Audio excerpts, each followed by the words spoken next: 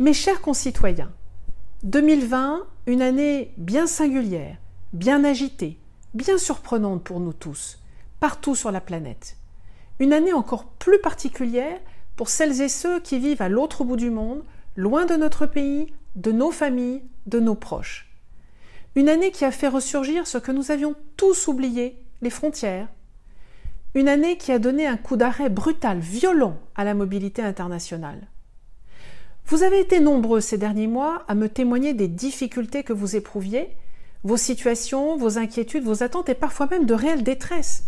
Je les ai toutes relayées auprès de notre gouvernement, je les ai partagées avec nos postes diplomatiques et tous ensemble, nous avons travaillé à trouver des solutions. Je veux saluer ici l'ensemble du ministère des Affaires étrangères dont nous relevons.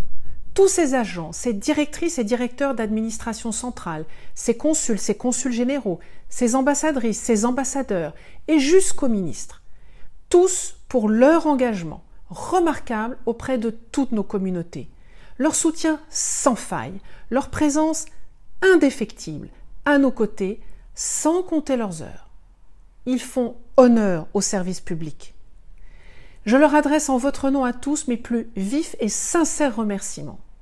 Je veux avoir aussi une pensée pour tous ceux qui se sont battus pour les autres.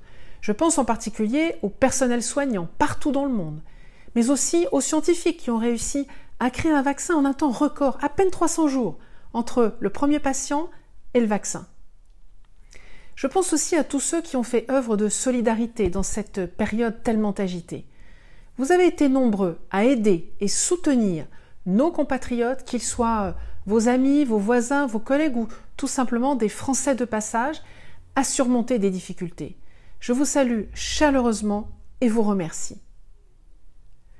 Je voudrais avoir une pensée particulière pour toutes les victimes, leurs proches et tous ceux qui luttent pour leur vie. Et ils sont malheureusement nombreux aux quatre coins du monde et de notre circonscription. Enfin, je pense à ceux qui se battent pour leur entreprise, leur emploi, leurs salariés, leur restaurant, leur hôtel, leurs projets. Les temps sont très durs et nos pays de résidence n'ont pas forcément mis en place des plans d'aide massifs pour soutenir leurs économies, comme la France a choisi de le faire.